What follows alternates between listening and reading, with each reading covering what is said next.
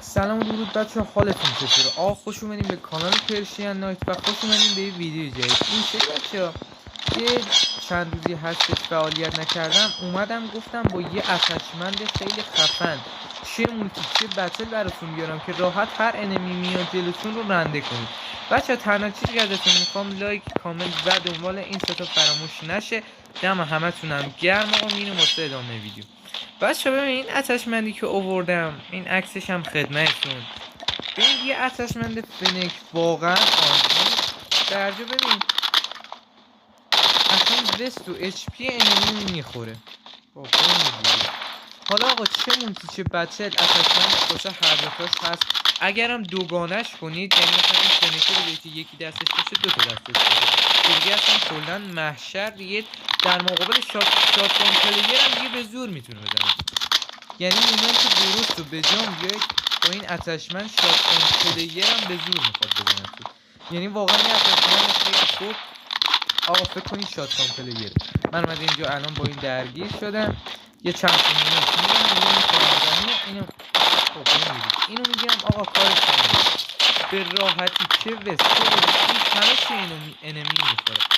آقا بچه ها و الان اومدم یه چند تا مومنت خوب بهتون یاد بدم. حالا چه با شاتگان چه با هر گان دیگه‌ای که میخواید. با شاتگان توی ویدیو قبلی گفتم، توی ویدیو شاتگان. حالا توی این ویدیو یه دو تا مومنتی که به کارتون میاد میگم، یکی دو تا. بچه اول از همه مومنت بکه. خب مومنت بک بچه خیلی بیشتر به کارتون میاد. الان فکر کنین انمی باشه، خب من یه مومنت میام، ببین اینجوری میام بکش. ببین الان من اگه از اینجا این روبرو با این درگیر شده باشم، اینجا با این درگیر شده باشم، تمام به راحتی میزنم، به راحتی. حالا مخصوصا این فنکشن هستن دیگه، هرچی که بیاد جلو رو رندی میکنم. دومین بچه ها مومنت اسلاید و جامپ. این چه شکلیه بچه ها؟ ببینید باید سرعت عملتون بالا باشه. ببین کن من الان در جام میام بچه خب منتها آخرش هم یه جامپ میدم. ببین کن بچه ها این مومنت با مومنت قبلی فرق میکنه. مومنت قبلی مستقیم میام خب، ولی این جامپ میدم و میام. بذارید بیاد ناکن ببین، نه ببخش اینجوری میام پشت سرش. بچه ها این نمونه وقتی که مثلا حتی با دوتا انمی هم درگیر شده باشید خیلی به کارتون میاد. اما که بچه ها باید سعی کنید هادتون شبیه هاد من باشه. خب هاد کارنگوشی و شبیه هاد من باشه. این هاد منه بچه ها، بهتون نشونش میدم. ببینید این هاد منه. شما بیا بچه ها این هاد منه. اینو اگه دوست دارید بچینید، مطمئنم که واقعا به کارتون میاد. خب بچه ها ببینید توی مرحله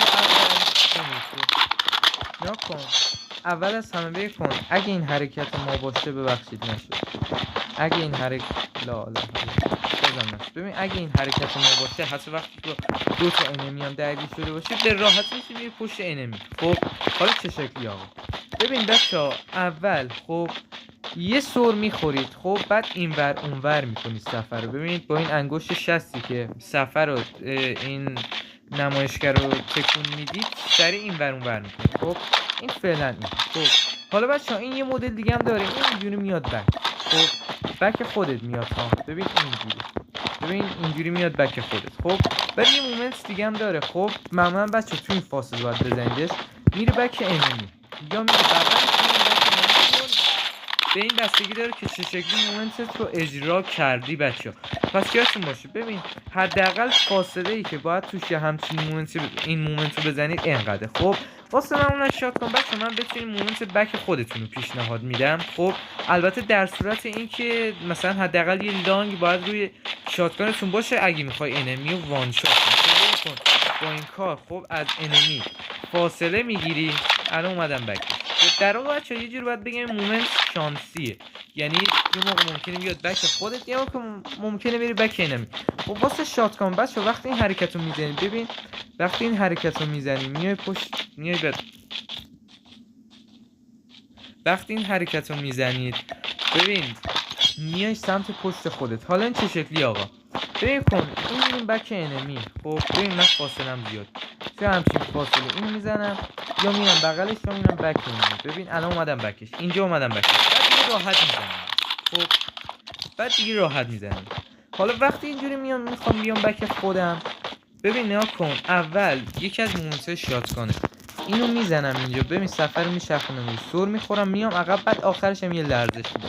ببین الان انمیه، معمولا وقتی انمی مثلا بهتون دمیج وارد میکنه دیگه وست نداری، آرمور نداری.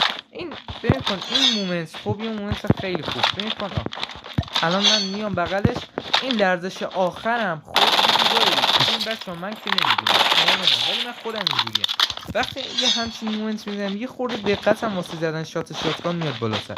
خب بعد انمی هم یه خورده ممکنه گیج بشه. ببین کن میام پشت سفر میلرزونم، حالا بخوام برم پشت انمی یا بغلش همین حرکت رو میزنم، مونتا به سمت بچه ببینید بغلش حرکت میکنم به این صورت. نکن ببین به این صورت.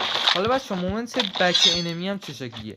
مومنت بک خودمون که این بود، ببین کن مومنت بک خودمون این بود. دستم بچه ببخشید میره بیرونه، بازم میره. بچه ببین کن مومنت بک خودمون این بود، این شکلی بک میره یه گام میکشه، انمی رو زد، انمی زد. حالا بچه بک انمی فرق میکنه، این اینجوری اسلاید میدی بهش. ببین کن این انمی اینجاست، ببین کن یا میای بغلش که بچه یه جوری مثل دریبل کردن تو فوتبال. ببین کن من اینجاشم یهو میام بغلش، سمت چپ انمی هم یهو ببین کن میام راست انمی. ببین چه مومنت خفنی میشه این، یعنی انمی رو به شدت ببین کن گیج میکنه. ببین مخصوصا بچه‌ها مثلا این مومنت رو وقتایی باید بزنیم که ببین کن انمی به این سمت داره حرکت، مثلا الان اینجا به سمت چپ من داره حرکت میکنه. خب الان ببین کن یهو میام از بالا سر انمی رد میشم میام اونورش. ببین کن به این صورت الان میام میزنمش، بعد انمی میزنم به همین راحتی. بچه این همین دوتا مومنت میتونید برید تمرین کنید، خیلی هم به کارتون میاد. و همچنین بچه تنها چیز ازتون میخوام برید کامنت و دنبال این ستا فراموش نشه. دم همه تونم گرم، تا ویدیوی بعدی شما رو به خدای بزرگ میسپارم. خدا نگهدار.